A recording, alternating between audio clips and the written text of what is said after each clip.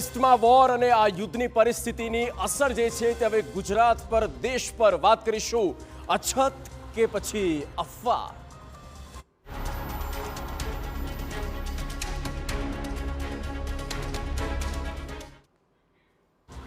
અને અત્યારે રાજ્યમાં થઈ એવું રહ્યું છે કે પેટ્રોલ પંપની બહાર મોટી ભીડ જામી છે.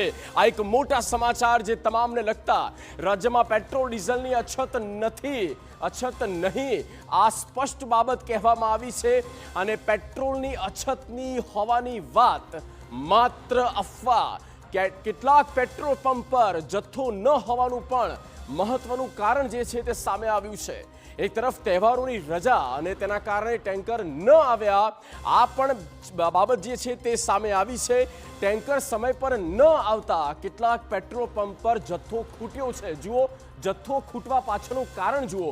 જથ્થો ન હોવાની વાતને યુદ્ધ સાથે કોઈ સંબંધ નથી એટલે સ્પષ્ટપણે કહેવામાં આવે છે, અપીલ કરવામાં આવે છે કે કોઈ પણ બાબતોને લઈને એ સોશિયલ મીડિયાના માધ્યમથી કે કોઈના કહેવાથી એમની વાતોમાં ન આવવું.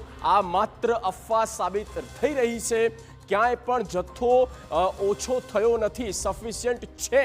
અને આ જ પ્રકારનું વલણ જે છે તે સરકારનું છે. રાજ્યની વાત કરી રહ્યા છે ને